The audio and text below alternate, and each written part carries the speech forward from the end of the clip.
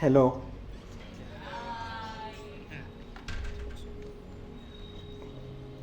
What's in a name? Shakespeare asked. Would a rose by a different name still smell as sweet? Growing up, I hated my name Oduti.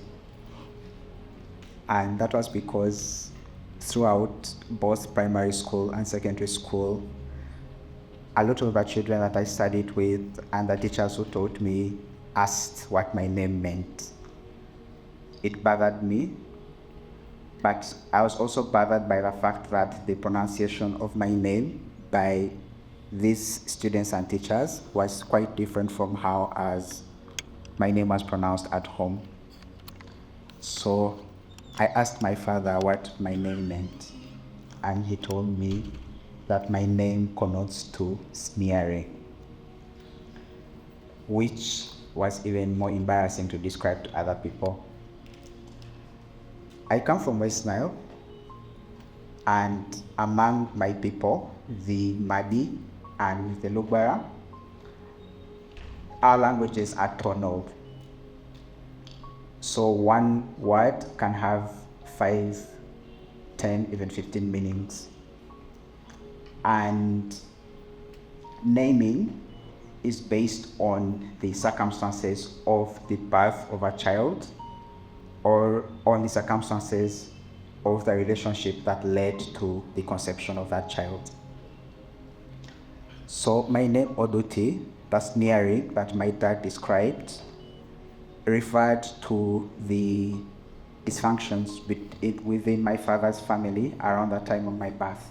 Other names have similar meanings derived. For example, my mother is called Chandio, which means the sad one. But she's not a sad person, really. That name is based on the difficult relationship between my grandparents at around the time that my mother was hurt. Now, a lot of the names among my people are based on those difficult circumstances such as death or conflict or famine.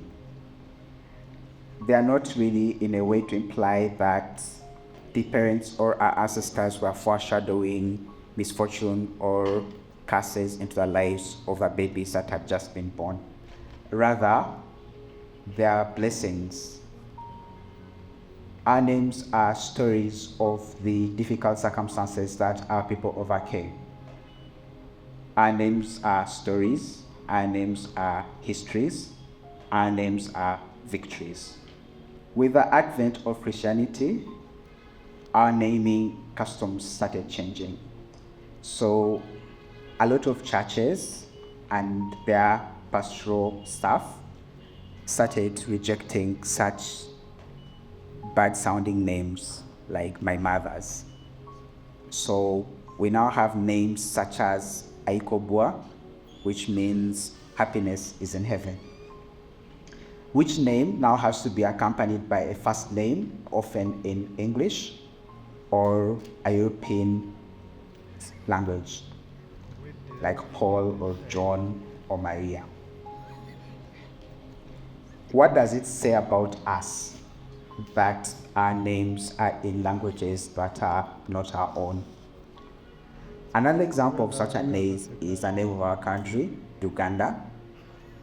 And this for me has such a constitutional significance. Uganda is based on the name of Buganda, whereas Uganda encompasses many other kingdoms and chiefdoms. And Uganda was named as such by guides who were bringing in European explorers into Uganda. And they omitted the prefix Bu from Buganda and replaced it with the prefix O, hence Uganda. And this shows just that our origin as a country problematic, and just like our own names, A name is a first point of identity for anyone or anything, hence why we must do naming right. When you tell someone your name, even before you say any other word, they already think things about you. For example, where do you come from, or how do you pray? They're really assessing how to start to engage with you. I started loving my name maybe 3 months ago, because within the last maybe 1 year, I started writing more nonfiction, personal essays, which are mostly based around our culture in West Nile, in terms of how we eat, how we speak, and how we cook. And one of my colleagues at work critiques my work. He critiques my essays, and the conversation about naming came up. And that's when I learned that as a tonal language, my name, Oduti, in fact has a second meaning. So the second meaning is to raise our voices. Often in prayer. What does your name mean? Do you carry that meaning with pride or with shame?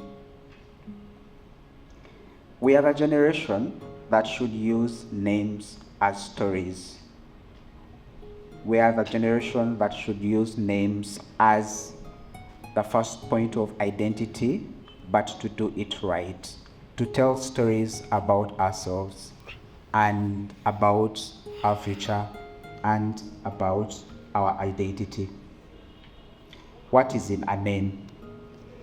How different would your life be or your circumstances be if your name was a Luganda name fully and not a Luganda/English name, for example? Thank you very much.